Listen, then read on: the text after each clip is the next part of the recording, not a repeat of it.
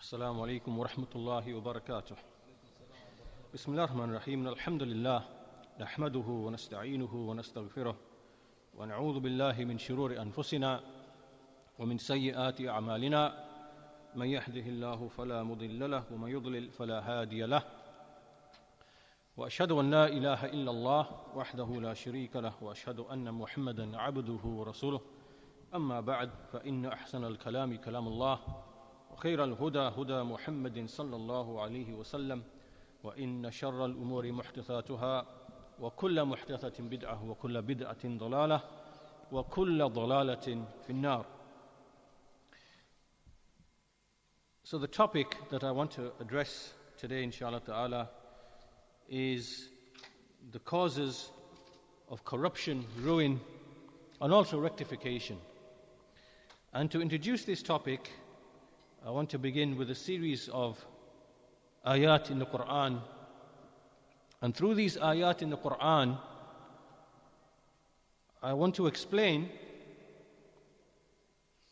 how an individual and how a society and how a whole nation, there are two key things that an individual, a society, and a nation, there are two key things that each of these types that they are concerned with.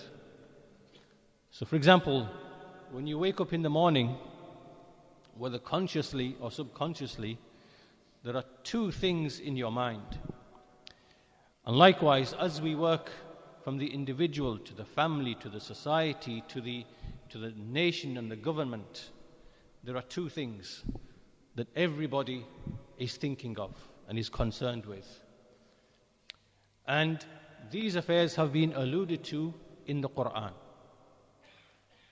And so we'll start introducing these two things by way of the supplication of Ibrahim alayhi salam, when he said, as occurs in Surah Al-Baqarah, وَإِذْ قَالَ إِبْرَاهِيمُ رَبِّ اجْعَلْ هَذَا بَلَدًا آمِنًا وَارْزُقْ أَهْلَهُ مِنَ الثَّمَرَاتِ. When Ibrahim alayhi salam, he said, "O my Lord, make this a safe and secure city." He's speaking about Makkah. Make this a safe and secure city, and provide its inhabitants with fruits. So here Ibrahim alayhi salam made dua for this city, first of all for security and safety, aman, and secondly for provision, which is rizq. Now we see the same thing repeated in another ayah in Surah Ibrahim itself. وَإِذْ قَالَ إِبْرَاهِيمُ رَبِّ اجْعَلْ هَذَا الْبَلَدَ آمِنًا. When Ibrahim alayhi salam, he said, "O my Lord, make this city to be safe and secure." And then we see from the time of Ibrahim alayhi salam, when we come to the pagans of Quraysh, we see that Allah Azza wa Jal, addressing them, He says, فَلْيَعْبُدُوا رَبَّ هَذَا الْبَيْتِ الَّذِي أَطْعَمَهُم مِّن جُوعٍ وَآمَنَهُم مِّنْ خَوْفٍ. So let them worship the Lord of this house, who has fed them from hunger, meaning fed them to keep them away from hunger. So this now is provision. And who made them secure, who made them feel safe and feel secure without having to fear. So here we see that these are the two opposites of the things that Ibrahim alayhi salam, that he made a supplication for. He made a supplication for aman, for security, and he made a supplication for rizq, which is sustenance. And so here Allah Azza wa Jal, He's recounting His favor to these pagans of Quraysh, because this particular chapter comes after the chapter of the elephant, al-fil, when the Christian king came to destroy the Kaaba, destroy this commercial center. And so this was a sign and a reminder for these pagans of Quraysh in the time of the Messenger of Allah Sallallahu Alaihi Wasallam, that he destroyed them for you, and so therefore He allowed your rizq to continue. He fed you away from hunger, and He made you keep living in insecurity. So once again we see from these ayat in the Quran that, as I said to you at the beginning, when you wake up there are two things you are thinking of. You want to feed yourself and your family. This is rizq. And you engage in whatever your activities are of seeking sustenance, working, studying and whatever else. The end goal of all of that is rizq, is you are seeking rizq. And the second thing that you are thinking of, that you are concerned about, is you want safety and security. You do not want yourself, your blood, your body, your wealth, your property to be harmed or suffer any loss. Right? So you're always looking for security.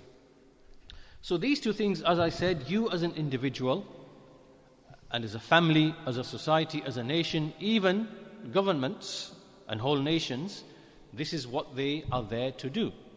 They are there to facilitate people's livelihoods. They want to facilitate rizq, right? So they allow things to proceed. They have laws and so on and so forth, right? So this is the economy, the functioning of the economy, jobs and cost of goods and everything else that relates to this. And similarly, they are concerned also with security, national security. They want their subjects to be safe. They want their borders to be protected. They don't want any harm to come to, their subjects. So you can see that al-aman and al-rizq is the concern of everybody. And in the Quran, Allah Azza wa Jal has given us a parable. And in this parable, He explains how a city or a society or a nation, it moves from security and sustenance on the one hand to the opposites, which is fear, to live in fear of your life, your wealth, and also poverty or hunger. And so this parable is in Surah An-Nahl, in which Allah Azza wa Jal, He says, وَضَرَبَ اللَّهُ مَثَلًا. Allah has set forth a parable. قَرْيَةً كَانَتْ آمِنَةً مُطْمَئِنَّةً. Parable of a city. This city was amina, meaning it is safe and secure, and mutma'inna, meaning tranquil, living in tranquility. يَأْتِيهَا رِزْقُهَا رَغَدًا مِنْ كُلِّ مَكَانٍ. Its sustenance comes to it, in abundance from every direction. So this is an affluent city, a safe city, a secure city. This city is in fact Makkah, but this parable applies to every city. So then what happened? فَكَفَرَتْ بِأَنْعُمِ اللَّهِ. It then denied or disbelieved or denied or was ungrateful for the favors of Allah. فَأَذَاقَهَا اللَّهُ لِبَاسَ الْجُوعِ وَالْخَوْفِ بِمَا كَانُوا يَصْنَعُونَ. So what was the consequence? The consequence was that Allah Azza wa Jal, He made this city to taste the clothing of al-ju' wal-khawf. Al-ju' wal-khawf, which is hunger and fear. So these are the two opposites of what Ibrahim alayhi salam, he made a supplication for, of safety and sustenance. Bima kanu yasna'un, on account of that which they used to do. So here now from this parable we understand that when we try to understand our own lives or the society in which we are living or the nation in which we are living, how and why does it fluctuate between being prosperous and well off and being safe and secure to live in? You can step outside of your door, you can travel from one place, end of the country to another, and you feel totally safe. How and why does the situation change from this to that? Right? So this is the question we need to ask ourselves, because when we look in our own lives and the countries in which we live and nations all across the world, Muslim nations, and we see what is happening in these Muslim nations, and we see that what are the two main things that people are complaining about? They are complaining about rizq, sustenance, jobs, economy, welfare, so on and so forth, and they are complaining about safety. Safety for them, their lives, the family's lives, and so on and so forth. So, with this introduction, my aim in this lecture was to help answer this question by way of numerous statements from Islam Ibn Taymiyyah Ibn Al Qayyim rahimahullah, and before them a nice statement from Imām Al-Qurtubi's tafsir, inshallah ta'ala. And as we read the statements of these scholars, then you will find the question, the answer to this question being presented, unraveling itself to you.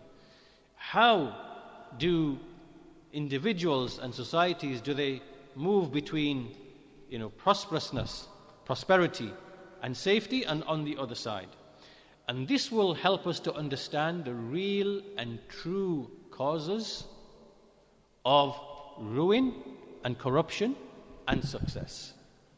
And once we understand this, we will then be able to see clearly that the guidance of the messengers is the most complete and perfect of guidance, and that the guidance that they brought in order to rectify whole societies, to turn them around, to bring them to prosperity, to bring them to safety, to remove the fear that they had, that all of this is found completely and perfectly in the guidance of the messengers, the methodology of the messengers, that which they came with in order to rectify the servant and the land.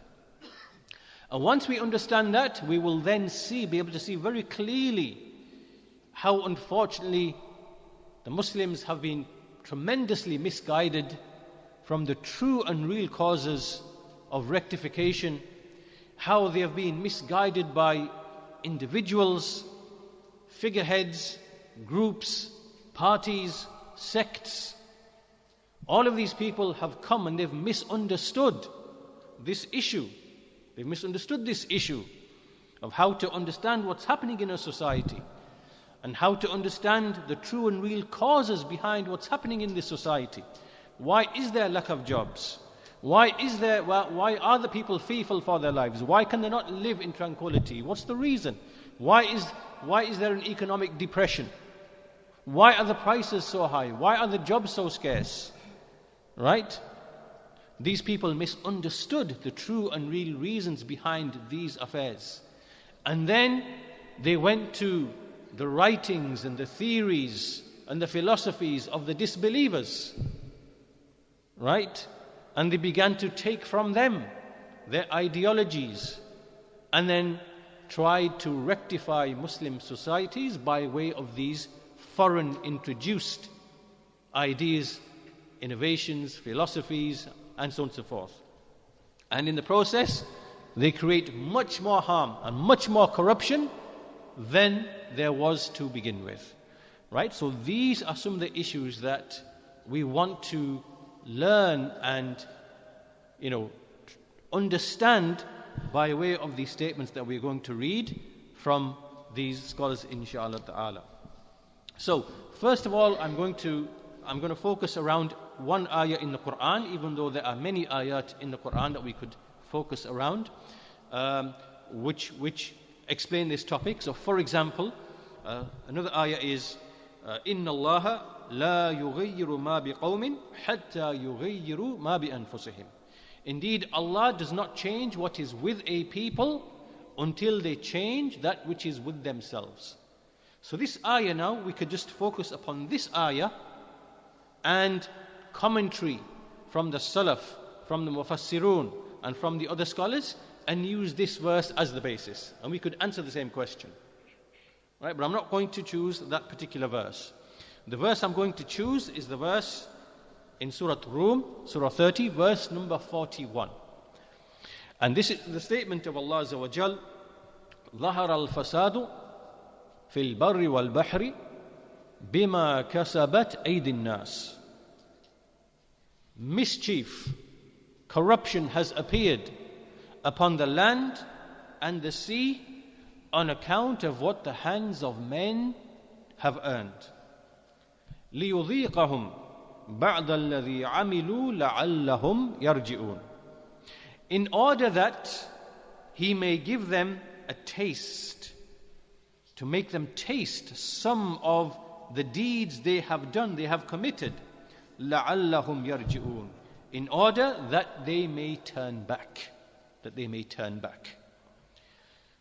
So this verse allows us to answer that question. What moves a nation and a society from living in prosperity and peace and security and sustenance and provision, and it moves from that and it goes to poverty and hunger and fear and being scared for one's life, for one's property? What? And this ayah answers this question. So Al-Qurtubi rahimahullah ta'ala, he says, there are numerous explanations, maybe 7 or 8 explanations. And he first of all says, what is the corruption? What is the corruption here being referred to in this ayah? So Qatada rahimahullah, he said, Al-fasadu ash-shirk. Al-fasadu ash-shirk. The corruption here being mentioned, al-fasad, is ash-shirk. وَهُوَ أَعْظَمُ الْفَسَادِ. And it is the greatest fasad. And Ibn Abbas radiyallahu anhuma and Ikrimah and Mujahid, they all said, Fasadul barri qatlu ibn Adam akhah, Qabilu qatala Habil. As for the corruption on the land, it is the killing of Qabil of Habil. Basically murder, the first murder. This was corruption on the land. And in the sea, وفي البحر بالملك الذي كان يأخذ كل سفينة غصبا. And as for the sea, then it is referring to that king, which is mentioned in Surah Al-Kahf, who would, on the sea, he would capture the ships. He would plunder the ships. So this now is corruption on the sea. Another view is of al-fasad is al-qahd wa qillatun nabat wa dhahabul barakah. The corruption being referred to is a famine or a drought where nothing grows. There's no herbage or plants. And likewise, the barakah disappears. The blessing in plants and fruits and the blessing basically disappears. So meaning in their taste and in their size and in their nutrition, the barakah disappears. And likewise, Ibn Abbas radiyallahu anhuma, he said, huwa nuqsanul barakah bi a'malil ibadi kay yatubu. So what happens is that the blessing, the plentifulness and the wholesomeness and the goodness, it decreases because of the actions of the servants that they are committing. And they are made to see this decrease. Why? So that they are able to repent. They are able to make the link between the decrease in the barakah and their own actions, being the cause of that.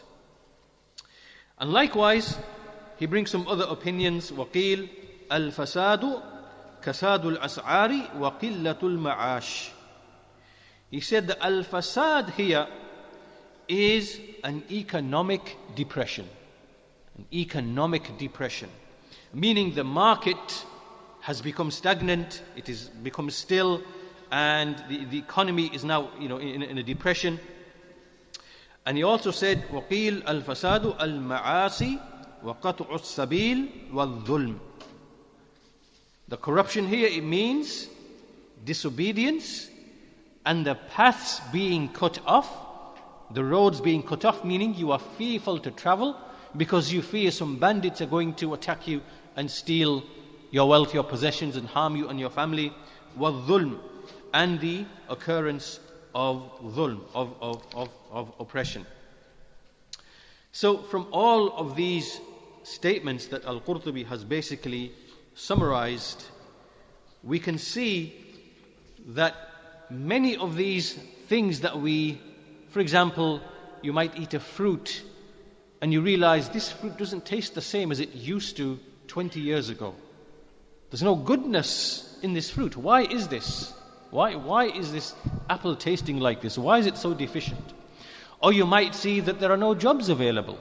There's an economic depression in the country, right? Or you are fearful, there are robberies, there are murders, there are people being knifed and stabbed. Why is all of this? Why is this taking place?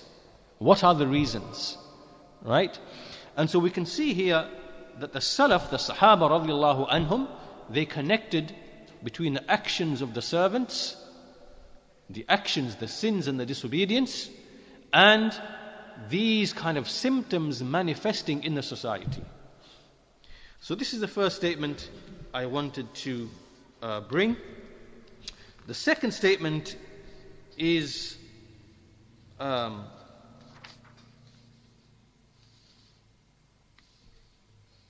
beautiful statement from Ibn Al Qayyim rahimahullah ta'ala, and I want you to pay attention to this. And so he says this statement is an explanation of the same ayah, ظهر الفساد في البر والبحر بما كسبت أيدي الناس.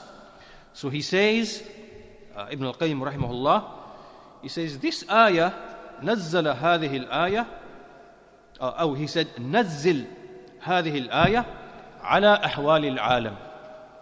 So he's saying to you, take this verse and apply it to the situation or the affairs that you see taking place in the world.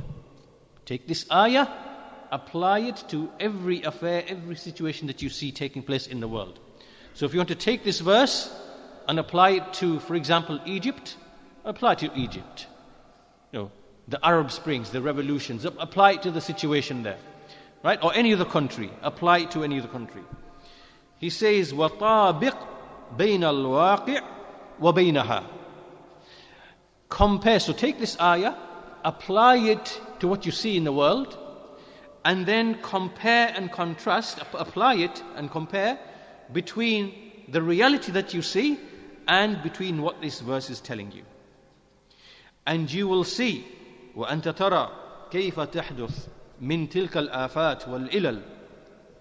You will see how these calamities and these kind of flaws, they appear in every time. They're always appearing, meaning these deficiencies and flaws, whether it is in the fruits and the vegetation and the animals, and how these calamities and flaws and defects, that they come in succession, they are tied one to another. He says, وَكُلَّمَا أَحْدَثَ النَّاسِ ظُلْمًا وَفُجُورًا أَحْدَثَ لَهُمْ رَبُّهُمْ تَبَارَكَ وَتَعَالَى مِنَ الْآفَاتِ وَالْإِلَلِ. Every time the people, they bring about an instance of dhulm, an instance of oppression, right? So the subjects now, you oppress another person, you oppress him in something, or you commit fujur, you commit some sin. Every time this happens, their Lord, the Blessed and the Most High, what does He do?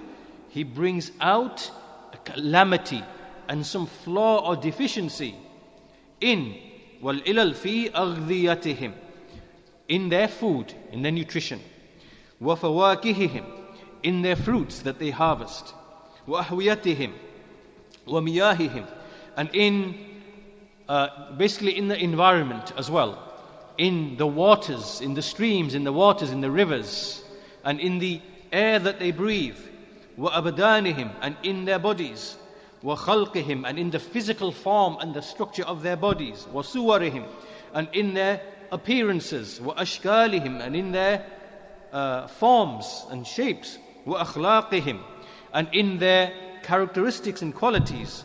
So he brings out in all of these affairs من النقص والآفات ما هو موجب أعمالهم وظلمهم وفجورهم. So he brings out flaws and deficiencies in all of these things that we mentioned, such calamities and flaws which are necessitated and demanded by their own actions, the actions which they are committing, the actions of dhulm, of oppression of each other, and the actions of the fujur, which is their sin. Now he gives a really nice example. He says, وَلَقَدْ كَانَتِ الْحُبُوبُ مِنَ الْحِنْطَةِ وَغَيْرِهَا أَكْبَرُ مِمَّا هِيَ الْيَوْمِ. He says that today, or he says that if you were to take a grain of wheat today, you will come to realize that in the time that has gone, a grain of wheat used to be much larger than it is today. كما كانت البركة فيها أعظم. Just like the blessing in that grain of wheat was much greater. وقد روى الإمام أحمد بإسناده. Imam Ahmad has related with his isnad أنه وجد في خزائن بعد بني أمية سرة فيها حنطة أمثال نوى التمر مكتوبا عليها هذا كان ينبت أيام العدل. He said that, narrating from Imam Ahmad, that Bani Umayyah, so this is Ibn Al Qayyim narrating about the time of Imam Ahmad, who was saying that in the time of Bani Umayyah, which is 100 roughly years before Imam Ahmad, that they found a treasure chest of Bani Umayyah. And in this treasure chest, they found a grain of wheat. And this grain of wheat was the size of the date stone. It was this big, the grain of wheat. Right? It was that big. And it was written on this grain of wheat, هَذَا كَانَ يَنْبُتْ أَيَّامَ الْعَدَلِ. This is what used to grow in the days of justice. In the days of justice. When there was adl in the society, then this is how the wheat would grow in such a large size, and it would be of great barakah, plenty of barakah. So he says, وَهَذِهِ الْقِصَّةَ ذَكَرَهَا فِي مُسْنَدِهِ على, this story he mentioned in his musnad. Then he goes on to explain that most of these diseases وأكثر هذه الأمراض والآفات العامة بقية عذاب عذبت به الأمم السالفة. Most of these calamities that you see in the society, so remember, we are supposed to be applying this to everything that we see in the world, right? He's saying that most of these diseases and these general calamities that you see, they are simply a remnant. They are the after effects and the remnants or the remains of a punishment by which the previous nations were punished with.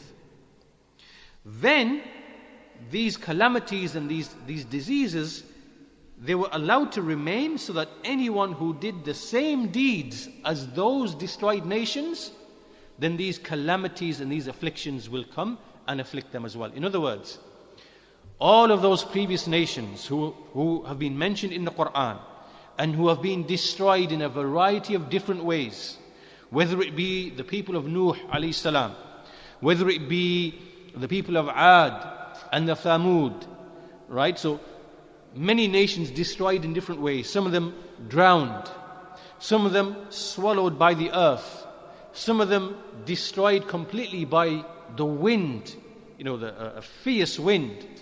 Others, for example, like it is mentioned here, the Bani Israel, in fact he says that ثُمَّ بَقِيَتْ مِنْهَا بَقِيَّةً مَرْصَدَةً لِمَنْ بَقِيَتْ عَلَيْهِ بَقِيَّةً مِنْ أَعْمَالِهِمْ. So these calamities and these types of diseases, they remained so that they can ambush any person who does the same deeds as those people did. And he says, حُكْمًا قِسْطًا وَقَضَاءً عَدْلًا. This is a just judgment and a just ruling. He says, وَقَدْ أَشَارَ النَّبِيُّ صلى الله عليه وسلم إلى هذا بقوله في الطاعون إنه بقية رجز أو عذاب أرسل على بني إسرائيل. So he mentioned about the plague. What is the plague? He said the plague this disease that comes and it spreads, whatever. It says this is a remnant of the punishment that was sent upon Bani Israel. وَكَذَلِكَ سَلَّطَ اللَّهُ عَزَّ وَجَلَّ الرِّيحَ عَلَى قَوْمٍ سَبْعَ لَيَالٍ وَثَمَانِيَةَ أَيَّامٍ. Likewise, Allah He sent the wind for 7 nights and 8 days, and this is some of the nations of the past, like Aad. So the point being, he is saying that all the calamities you see and the hardships that you see and all of the deficiencies that you find in people's appearances, in their bodies, in the food that they are eating and everything else, then this has a certain reason and a cause, and the decrease in barakah. All of this returns back to the people's deeds, the people's actions, the people's dhulm, the people's fujur that they fall into. Then he continues. He says, وَقَدْ جَعَلَ اللَّهُ سُبْحَانَهُ أَعْمَالُ الْبَرِّ وَالْفَاجِرِ مُقْتَدَيَاتٍ لِآثَارِهَا فِي هَذَا الْعَالَمِ اقْتِدَاءً لَا بُدَّ مِنْهِ.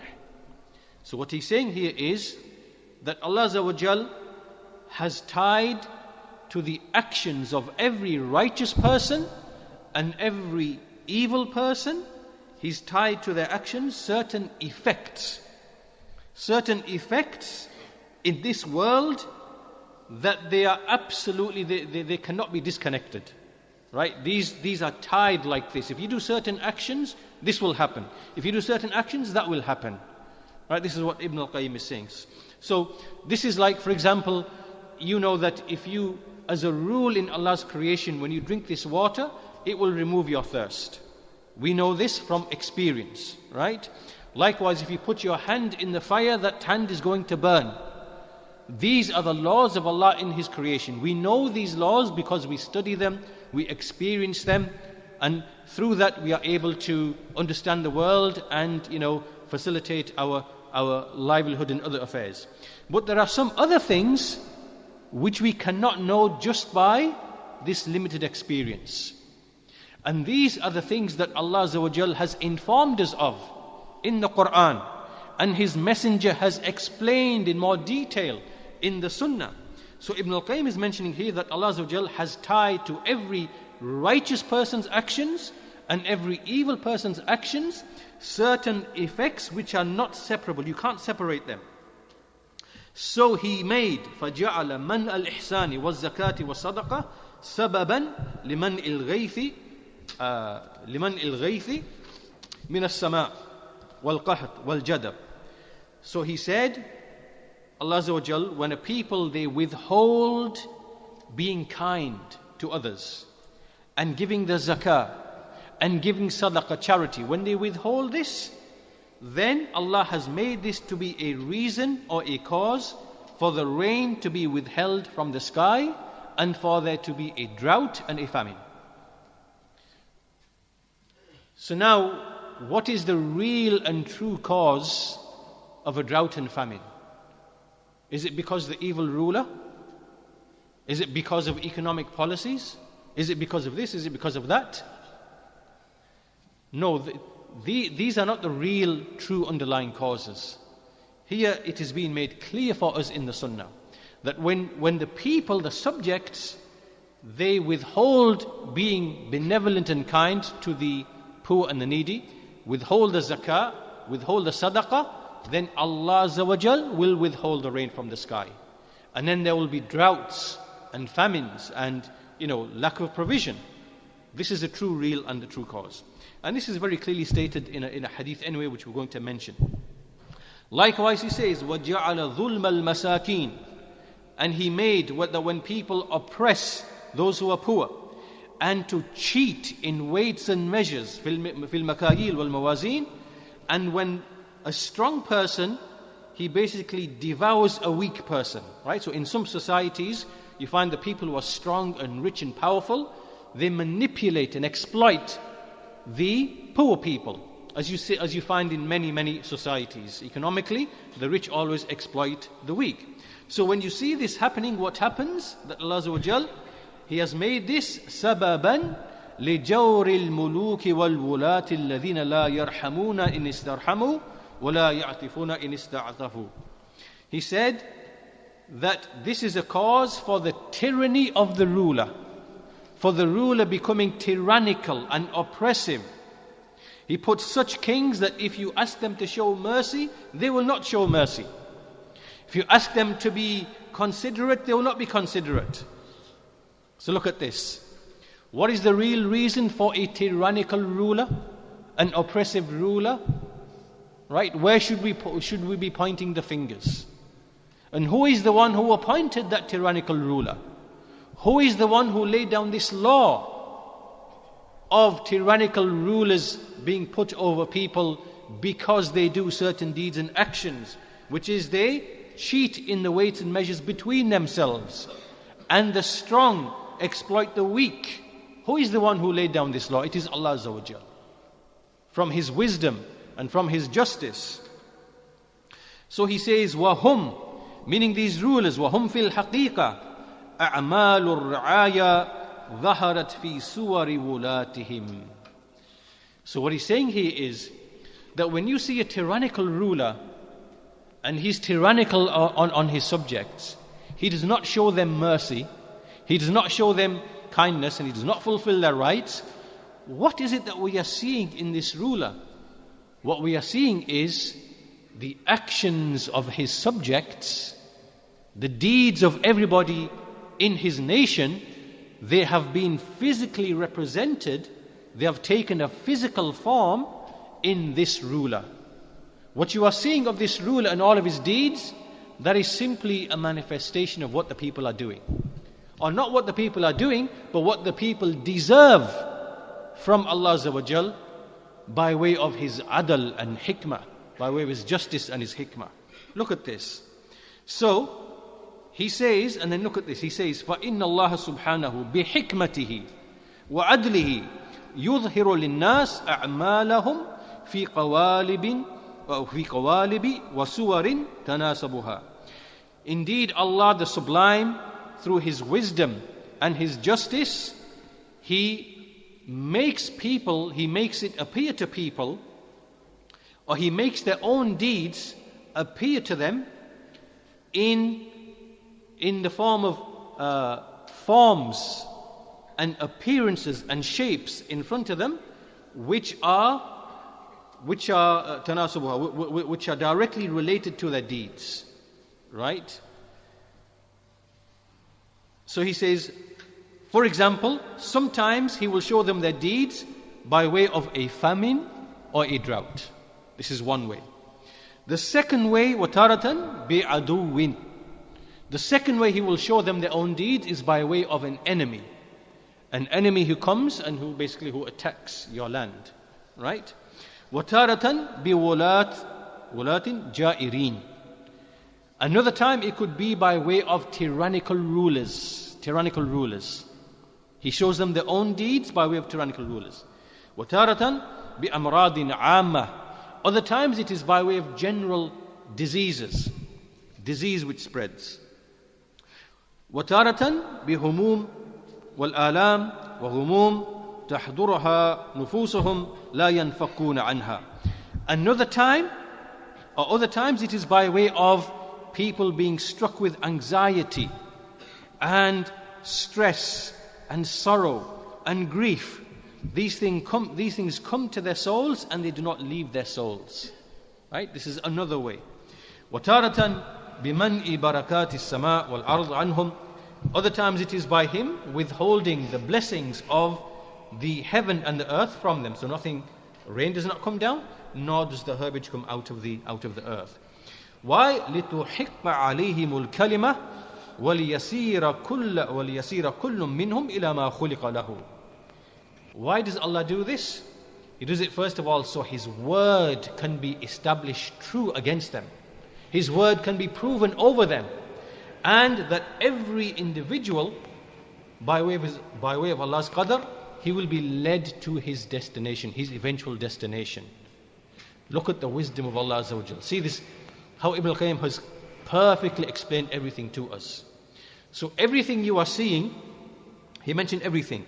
A famine, a drought, an enemy attacking and dominating your nation, tyrannical rulers, general diseases which, in terms of the body, which spread in the society,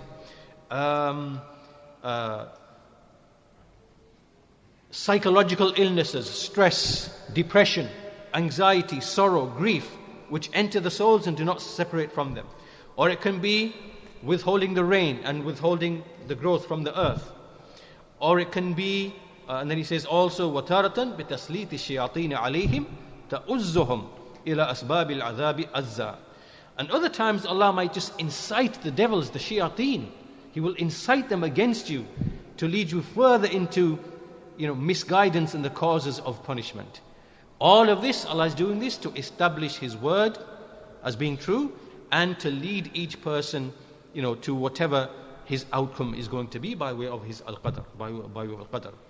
وَالْعَاقِلُ يُسَيِّرُ بَصِيرَتَهُ بَيْنَ أَقْطَارِ الْعَالَمِ. So the intelligent person, he takes his sight and he puts his sight over the various parts of the world, and he witnesses all of this, and he starts to see how Allah's adl, Allah's justice and Allah's wisdom is being manifested. And then it will become clear to him that the messengers and their followers specifically, they are the ones who are on the path of deliverance. And as for all of the creation, the rest of the creation, they are upon the path of destruction. And they are, moving towards the path of destruction. And Allah Azza wa Jal is the one who can reach His affair. No one can follow up and, alter His judgment. And no one can repel His command. And with Allah is success. Can the owner of a Citroen minibus, registration number CU15VYS, please move their vehicle immediately? Registration number CU15VYS, Citroen minibus, which is parked across the road from the masjid. Jazakallah khair. So this is a tremendous statement from Ibn Al Qayyim rahimahullah ta'ala. And before we continue with some speech from Shaykh al-Islam Ibn Taymiyyah rahimahullah, you know very well that these statements that are being made are themselves taken from the Quran and from the Sunnah. And so there is the famous hadith that related by Abdullah bin Amr radiyallahu anhu, who said that the Messenger of Allah sallallahu alaihi wasallam, he turned to the muhajirin and he explained to them that there are going to be 5 things.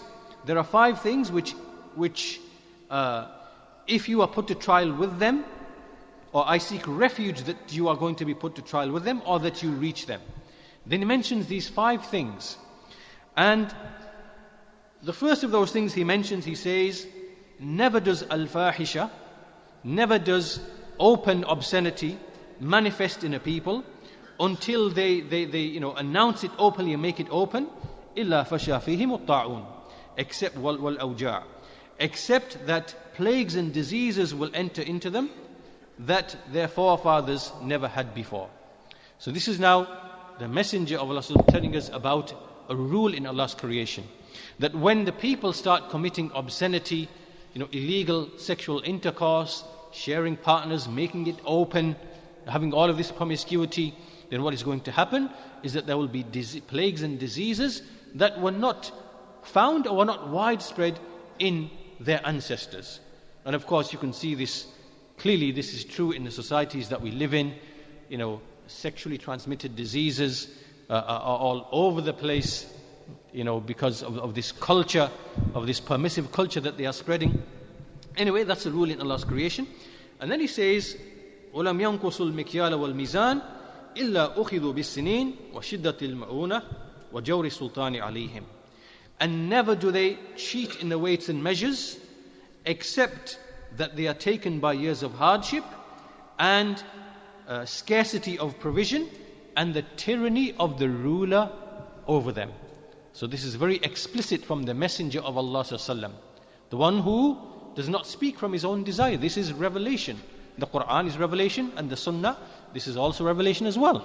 And so this knowledge which he gave us is from Allah Azza wa Jal, informing us about His creation, that if individuals cheat each other in the weights and measures, then Allah will bring tyrannical rulers over them. Then He continues, وَلَمْ يَمْنَعُوا زَكَاةَ أَمْوَالِهِمْ إِلَّا مُنِعُوا الْقَطَرِ مِنَ السَّمَاءِ وَلَوْلَا الْبَهَائِمْ لَمْ يَمْتَرُوا. And never do they withhold the zakah of their wealth, except that the rain will be held from the sky. Had it not been for the animals, then they would have never been given rain from the sky. Then He continues, never do they break the covenant of Allah. وَلَمْ يَنْقُضُوا أَحْدَ اللَّهِ وَأَحْدَ رَسُولِهِ إِلَّا سَلَّطَ اللَّهُ عَلَيْهِمْ عَدُوًّا مِنْ غَيْرِهِمْ فَأَخَذُوا بَعْدَ مَا كَانَ فِي أَيْدِيهِمْ. Never ever do they break or violate the covenant of Allah and His Messenger. What is the covenant of Allah and His Messenger? That we worship none but Allah and we obey His Messenger. This is the covenant. Never do they break this covenant, except that Allah, He empowers an enemy over them. And this enemy comes from besides them, and it takes some of what they used to possess. Right? So when the Muslims break the covenant of Allah and His Messenger, then Allah empowers enemies to come and to dominate them. Right? And to, over-empower them. And then they begin to take from them what they used to possess. We're going to speak about this a bit more, inshallah. And to the end, وَمَا لَمْ تَحْكُمْ أَئِمَّتُهُمْ بِكِتَابِ اللَّهِ عَزَّ وَجَلَّ.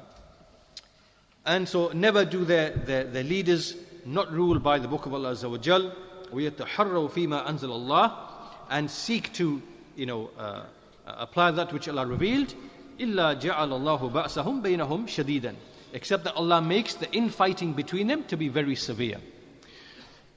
So the point being from all of this, you can see that the Quran and the Sunnah have taught us that this creation works in a certain way. There are rules in Allah's creation. So if you abide by certain things, you will have al-aman, you will have safety and security, and you will have rizq. And then when you commit corruption in the ways that we mentioned, then this will go to the other side. There will be khawf, there will be fear, there will be poverty, there will be hunger. And so this is how we understand what is happening in every single nation and society. Now, to explain this even more, this hadith which I just mentioned to you, I want to focus on the fourth one. The fourth one, it mentions that when the people break Allah's covenant and His Messenger's covenant, Allah will empower enemies over them. And those enemies will take what they used to possess. I want to mention another beautiful statement from Shaykh al-Islam Ibn Taymiyyah rahimahullah. And I won't read the Arabic for shortage of time, but I'll explain to you the essence of what he's saying. This is in the 13th volume of Majmu' al-Fatawa, page 177 onwards. This is abridged. So basically he's explaining here the first thing he explains is, why did the very first ruling dynasty come to an end? Who is the very first ruling dynasty in Islam? Right? So we have the Khulafa after the Messenger of Allah. Then there was the Bani Umayyah, right? The Umayyads. They ruled for roughly around maybe 80, 100 years or so. Ibn Taymiyyah is explaining, why did their rule come to an end? Why did they come to an end? So he says, the last of the Khulafa of Bani Umayyah, his name was Marwan bin Muhammad al-Ja'di. Al-Ja'di. Why did he take this name Al-Ja'di? Where did this name Al-Ja'd come from? Al-Ja'di. He says Al-Ja'di is an ascription to Al-Ja'd bin Dirham. This mubtadi', this innovator, misguided innovator, Al-Ja'd bin Dirham, is the one who brought into Islam the ideas of the Greek philosophers, the Jews, the Christians, in relation to Allah's names and attributes. Right? He brought all of that into Islam. He brought that statement. And this ruler of Bani Umayyah, he allied himself with Al-Ja'd bin Dirham until he began to ascribe himself to him, Al-Ja'di. So he says the misfortune of this ascription returned back upon him such that the Umayyad state came to an end. Meaning that his rule was ended because he made friendship and allegiance with this innovator, this misguided innovator. This is why his rulership came to an end. And he said, for when innovations which oppose the deen of the messengers appear in a nation, then Allah seeks revenge from whoever opposes the messengers, and He will then aid the cause of the messengers. He continues, when hypocrisy, when innovations, when sinfulness, when bid'ah and fujur appeared, which were in opposition to the deen of the messengers, the enemies were empowered over them. Thus, Christian Rome came out to Sham and the Jazeera time after time, and they gradually took over the coastal regions of Sham on the Mediterranean, bit by bit, until they took Bayt al-Maqdis at the end of the 4th century Hijrah. He's speaking about the Crusaders. The Crusaders came from the west, from Europe. They came all across from France and other places, and they made their way through, through Anatolia all the way down to Sham. This is what he's speaking of. Why did this happen? It happened because al-bid'ah wal-nifaq wal-fujur was manifested in the Muslim nation. Right? The people broke the covenant of Allah and His Messenger. And so Allah empowered the enemy over them. And so this enemy took some of what they used to possess, the very words of the Messenger of Allah sallallahu alaihi wasallam. Right? So they took all of that coastal region of Sham. They kept coming in waves, the first crusade, second crusade, third crusade. Right? And they did what they did. What's the reason for that? What's the reason? Al-bid'ah wal-fujur. Innovations. The people, these innovations entered the Muslim nation. The bid'ah of the Khawarij, the Rafida, the Qadariyah, the Murji'ah, the Mu'tazila, the Jahmiyyah. All these innovations, and then they kind of snowballed and became bigger and more evil until outright disbelief, statements of outright disbelief, and then shirk appeared, in northern Egypt at the hands of the Ubaydiyah, these Batinis, Rafidi Batinis, right? This is what he's referring to. So from the west come the Crusaders. Then he continues. So after a period, they besieged Damascus. They took over Damascus, and in this period, the people of Sham were in the worst of situations, in between the Christians on the one side. So they were attacked by the Christians on one side, and on the other side they were attacked by the heretics and the Batiniyah. Right? These were hypocrites, disbelievers. Right? They were upon disbelief. They came from North Africa. They moved across to Egypt, and they established a state in Egypt. They had other states in Bahrain and northern Iran. These were all what we call the Batiniyah. These were hypocrites, disbelievers, pretending to be upon Islam, and they're trying to mix between Persian philosophy, Persian religion, fire worship, and between something of the Sharia and with the Greek philosophy, mixing it all together and coming with a new religion, and then packaging it, putting the label on the top of Shiism. So outwardly it's Shiism, we love Ahlul Bayt, and underneath it's all of this mixture of fire worship, the Majin religion, Greek philosophy, and all of this, right? So these people, they had a state in Egypt and in Bahrain, towards where Bahrain is, and likewise in northern Iran, right? These states appeared as well. So the Muslims were being attacked from that direction, and likewise from the Crusaders from this direction from Europe. What's the reason for all of that? Al-bid'ah wal-fujur.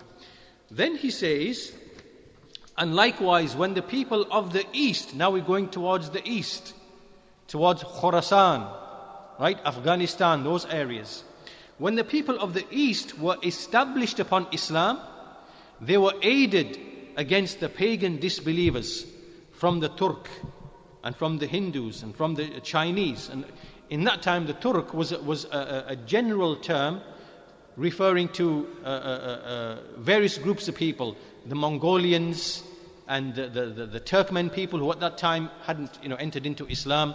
Many of them hadn't entered into Islam, like the furthest regions, right? So when the people in the East, the people of the Sunnah, they were upon the Sunnah, and when they were upon this, they were aided against the pagan disbelievers from the Turk, the Indians, the Hindus, the Chinese, and others. But when there appeared from them whatever appeared of innovations of al-bid'ah, wal-ilhad, ilhad meaning turning away and negation of Allah's attributes and things like that, and fujur and sinfulness, the disbelievers were unleashed against them. So who came from the other side? On the other side, the Mongols came, the Tatar and the Mongols. These people were the most barbaric, vicious, fierce types of warriors that came from Mongolia, and they took two routes. The first route, they came underneath towards Iran, Iraq, what is modern day Iran, Iraq, Sham, all the way reaching, to Damascus, close to the Mediterranean. And then they went above as well, above I think it's the Black Sea, all the way across Russia, all the way across to the Ukraine, all the way across right into Europe. They reached right into Europe. Allah unleashed them from the east, right? And so you all know the bloodshed and the murder that these people committed upon the Muslim nation, right? The really terrible stories of what these people did, right? So all of this is happening at pretty much the same time. And this is just before the time of Shaykh al-Islam Ibn Taymiyyah rahimahullahu ta'ala, that the situation of the Muslim nation was extremely, extremely dire. Much worse, multiple times worse than what it is today. Right? An enemy from the east, an enemy from the west, the Mongols, and in the Muslim nation there are hypocrites, Batiniyah, right? And they are littered in different places, and all of them are aiding each other in order to eat up and devour the people of the Sunnah, Sunni Islam, right? So he continues, and the cause of these enemies entering the lands of the Muslims was the appearance of deviation, ilhad, hypocrisy, nifaq, and innovations, bid'ah. And the intent here is to explain that the cause of the decline of the state of Bani Umayyah was this Ja'ad bin Dirham, the denier of Allah's attributes, and other reasons behind it as well. So, can you now connect the hadith that we mentioned earlier to what Ibn Taymiyyah is mentioning of the Crusaders, and then the Mongols and the Tatars, and then this continued after Shaykh al-Islam Ibn Taymiyyah? Because you know that maybe 3 or 4 centuries after Shaykh al-Islam Ibn Taymiyyah came the age and the era of colonialism and imperialism, where these European nations, they went, France, Britain, Denmark, Germany, Holland. Where did they go? Right? They went all across. They went to India, they went to Indonesia, they went to Egypt. They colonized all of these lands. What's the reason for that? What's the reason for why that happened? It is because the Muslims, they broke the covenant of Allah and the covenant of His Messenger. And this covenant is that we worship none but Allah alone. We worship Him upon Tawheed. And that we follow the Sunnah of the Messenger. We worship Allah in the way that His Messenger taught us to worship Him. When you break that covenant, then this is the real and true reason why enemies are empowered over you. Now, there are many more statements that I have here that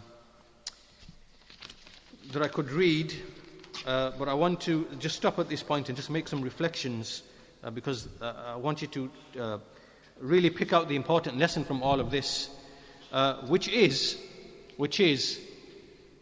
that we have to really and truly understand the true and real causes behind the calamities in ourselves, in our own lives as individuals, in our families, the trials that we have with our families, and likewise the calamities that we have as a nation, or that we find in Muslim nations. Through all of these statements that you've read, and there are many more as well, you can now start to understand why calamities appear in your life, why you are having problems with wealth, with provision, and with fear, and with safety. And we want you to relate these affairs to your actual life, and likewise to the affairs which are taking place in the Muslim nation. And what we want to make clear is the difference between the people of Tawheed and the people of Sunnah, who are the true rectifiers. They are the true rectifiers of the individual and the society, right? And they rectify based upon detailed knowledge, insight.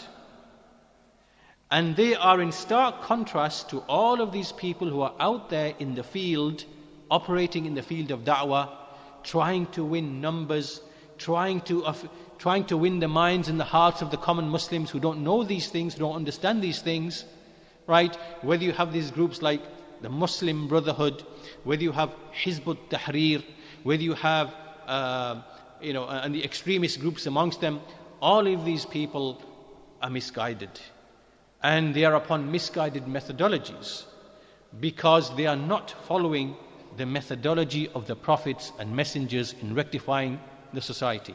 Let me give you a quick example to show you the severe danger of this.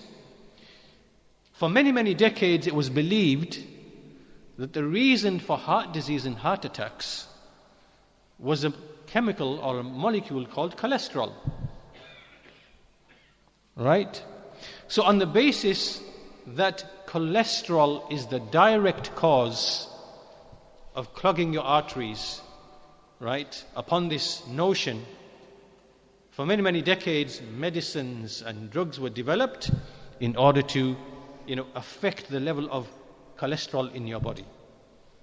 It turned out that this wasn't actually this wasn't the actual cause, and the buildup of plaque wasn't the actual cause, but rather it was a symptom of something else. It was something else. What the real cause was is that because of diet and stress, like eating bad foods, it causes inflammation in your veins, right? You're eating bad food and your immune system is now triggering a response that it really shouldn't be doing. So when it starts creating this inflammation in a certain spot, in a certain location, right, the cholesterol which is flowing in the body tries to come to salvage, to try and repair that issue. Right? So the cholesterol is a bystander, it's not the cause. It's a bystander. This is like, for example, when you have an accident in a motorway, and then an ambulance comes to repair, and a fire engine comes to sort out this problem. Right?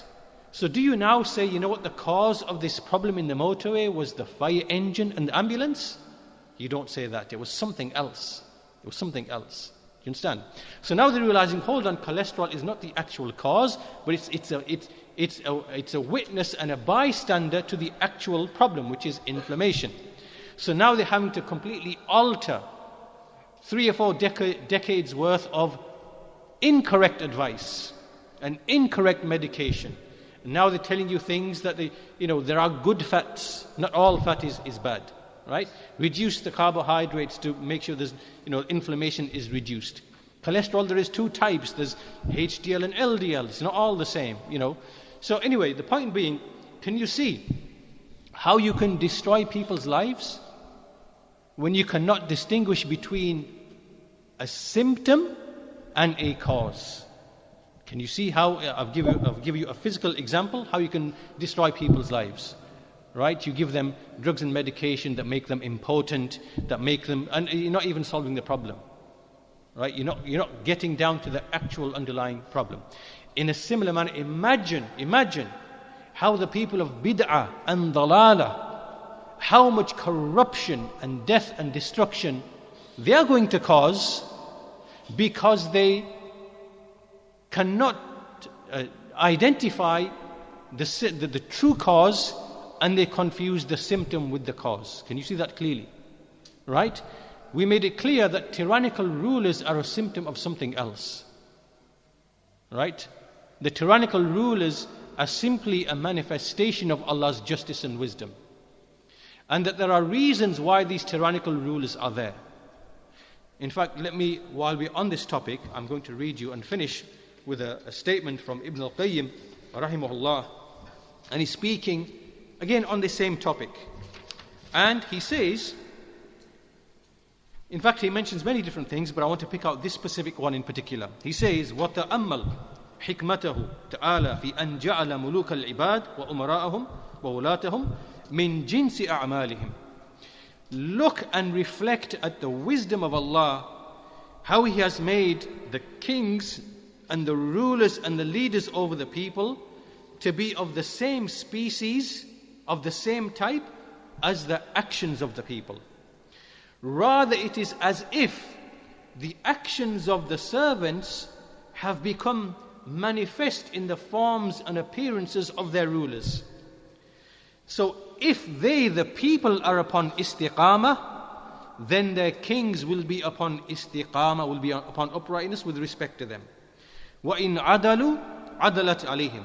And if they, the people, behave with justice, then the kings will be just over them. And if they are oppressive, meaning against each other, then the rulers will be oppressive over them.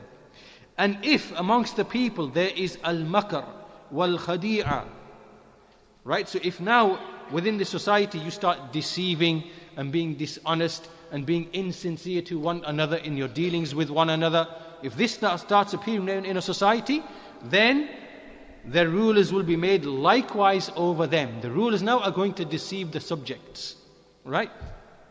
And if the subjects withhold the rights of Allah from each other, then, and they are stingy with respect to them, then their kings and their rulers are going to be likewise over them, right? So if you don't fulfill the rights of your Muslim brother and your relatives, and you fall short in that, then the rulers are going to withhold the rights that you have upon them. This is the real cause, right? This is the real cause why they may be hoarding the wealth. This is the real cause why they want you to fulfill their rights, but they don't want to give you your rights. These are the real underlying reasons. He says, if the people take and misappropriate from each other or from those who are weak, and so they exploit them and take from them their wealth, if the subjects do this between themselves, then Allah will make the kings and the rulers to take from the whole society, right, what the kings and the rulers do not deserve. So they will impose upon them al-mukus wal-wada'if. They will impose upon them taxes and duties on their wealth.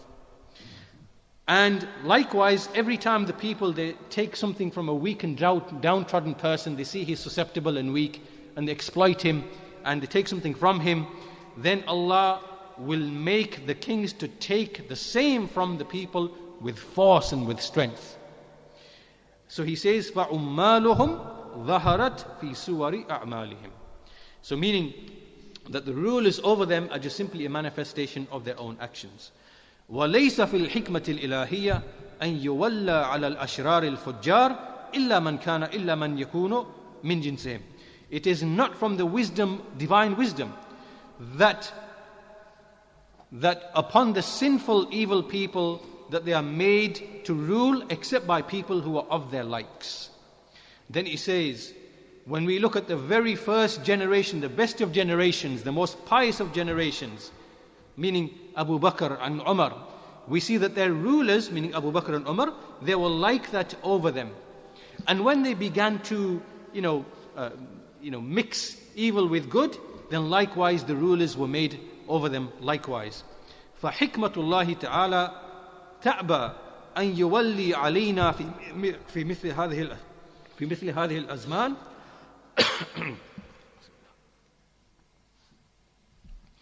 فحكمة الله تعالى تأبى أن يولي علينا في مثل هذه الأزمان مثل معاوية وعمر بن عبد العزيز. So meaning that the wisdom of Allah refuses that in our time we should be ruled over by people who are the likes of Muawiyah and Umar bin Abdul Aziz, let alone the likes of Abu Bakr and Umar. Rather, our rulers are in accordance with us, and the rulers of those who were before us were in accordance with the people who came before. And all of these affairs, they are in accordance with the wisdom of Allah Azza wa Jal.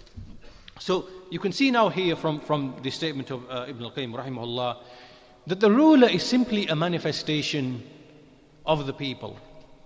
And Allah Azza wa Jal is the one who places the Amir, as has been stated by Mu'adh bin Jabal radiyallahu anhu. He said, Innal Amir min amrillah. The Amir, the appointing of the Amir, is from the affair of Allah. Allah is the one who appoints him. فَمَنْ تَعَنَ فِي الْأَمِيرِ. So whoever reviles the Amir, فَإِنَّهُ يَطْعَنُ فِي أَمْرِ اللَّهِ عَزَّ وَجَلَّ. Then really he is reviling the affair of Allah Azza wa Jal. Meaning, and this is a refutation of all of these ignorant people, whether they are from the Muslim Brotherhood or Hizb ut-Tahrir and those kind of people with this faulty understanding, that the rulers over the Muslims have been appointed by Allah Azza wa Jal by way of His divine wisdom and His divine justice. So any person who comes along and he starts reviling, saying, meaning he comes and says, the reason for no jobs is because of this wicked evil ruler. The reason for the disunity of the Muslim nation is because of this evil ruler. Meaning everything, the ruler is responsible for it. Every single calamity on the face of this earth is the ruler's fault. Right? And so he's making ta'an upon the Amir. Right? What this person is really doing, he is making ta'an upon the affair, the command of Allah Azza wa Jal. The command of Allah, which is kawni, qadari. Meaning the affair, the laws of Allah in His creation. He's really reviling the command of Allah. Right? He's criticizing the wisdom and the justice of Allah Azza wa Jal in placing these particular rulers over the people. Why? Because this person has no fiqh, a jahil. Right? So the point being from all of this discussion, and likewise, Shaykh al-Islam Ibn Taymiyyah, in fact, he has a similar statement. If I can find where it is, we'll finish with this inshallah ta'ala. He says, indeed the affair of rule being destined for the kings and their deputies from the rulers, judges and leaders is not due to the deficiency in them alone, but due to the deficiency in both the shepherd and the flock together. As you yourselves behave, you will be ruled over in a like manner. And Allah Azza wa Jal, He said, وَكَذَلِكَ نُوَلِّي بَعْضَ الظَّالِمِينَ بَعْضًا بِمَا كَانُوا يَكْسِبُونَ. Thus do we turn the oppressors against each other on account of that which they used to earn, that which they used to basically do. And Abu Bakr Muhammad al-Tartushi rahimahullah, he said, and we'll finish with this inshallah ta'ala, I never ceased listening to the people making this statement, أعمالكم عمالكم. أعمالكم عمالكم. Your actions, your own actions, are your workers, are your own agents. He says, I kept hearing this statement, people mentioning this statement. I never really understood it. I never understood it. And as you yourselves behave, كما تكونون يولى عليكم. And as you yourselves behave, you will be ruled over likewise. I never understood why the people were saying this or what it meant until I grasped this meaning from the statement of Allah Azza wa Jal, and then He mentioned this verse. وَكَذَلِكَ نُوَلِّي بَعْضَ الظَّالِمِينَ بَعْضًا. So he said that I never understood what this meant until I grasped the meaning from this ayah in the Quran. وَكَذَلِكَ نُوَلِّي بَعْضَ الظَّالِمِينَ بَعْضًا بِمَا كَانُوا يَكْسِبُونَ. Thus do we turn the oppressors one against the other on account of that which they used to earn. So he said, and it used to be said that whatever thing you are showing rejection against in your time, whatever thing you're complaining about in your time, then it is your own deed that has corrupted that for you. And Abdul Malik bin Marwan said, to the people. This is a ruler from the Bani Umayyah. He said, "O subjects, you have not dealt justly with us. You want from us the seerah, meaning the way and the behavior and the treatment of Abu Bakr and Umar, but you yourselves do not behave with respect to us or yourselves with the behavior of Abu Bakr and Umar." All right? So we'll finish with that statement from Ibn Taymiyyah. There are actually many more statements I have here. Due to shortage of time, I can't go into all of them. But inshallah, the general idea, you understand the general picture, that the people of the Sunnah, they are followers of the prophets and the messengers, and they gain a correct and true understanding of how He behaves with His creation. They understand the rules of Allah Azza wa Jal, as we find in these texts from the Quran, from these ayat and from the ahadith and from the elaboration of the statements that we brought from the Salaf, from the Sahaba and from the Tabi'een and from Ibn Al Qayyim and Ibn Taymiyyah, that we have a very particular understanding of the reasons and causes for all of the calamities that happen in society, to individuals or whole nations. We know why this is happening. It is because the people are far away from the sound creed. They have entered into shirk, they have entered innovations, and so long as these affairs remain, then Allah's justice, Allah's vengeance, Allah's wisdom will continue to be implemented. Right? So the people of the Sunnah are the true rectifiers of the earth. They are true rectifiers of the society. And this is why the whole issue of the methodology of the prophets in calling to Allah. This is not obviously my topic, but other speakers will address this particular topic. But I wanted to cover this topic in my lesson so that you can better appreciate some of the other lectures and how important it is for us to truly understand the stories of the prophets, what they began with, what they taught to their people, how they began with Tawheed and how they began with obedience to the messenger. This is the true cause of rectification. And it is only the true, genuine scholars who are upon the way of the Salaf, who can identify the true and real causes behind the calamities. Right? The reason why Muslims are split and divided and humiliated is not because of the disbelieving nations. Right? Don't point your finger at the non-Muslim rulers. Don't point your finger at them. Don't point your finger just at the rulers. Right? They are one part of many factors. Right? So when you misunderstand this whole issue, then you will embark upon methodologies which bring even more corruption, even more harm, even more bloodshed than there was at the very beginning. That's why Ibn Taymiyyah said that 70 or 60 years of tyrannical rule is better than a single night without a ruler, meaning living in chaos and confusion without a ruler to organize the affairs. Right? It is better to have 60 years of that than to have a single night of without having a ruler. So inshallah, perhaps we've benefited from some of these tremendously insightful statements from Shaykh al-Islam Ibn Taymiyyah and Ibn Al Qayyim.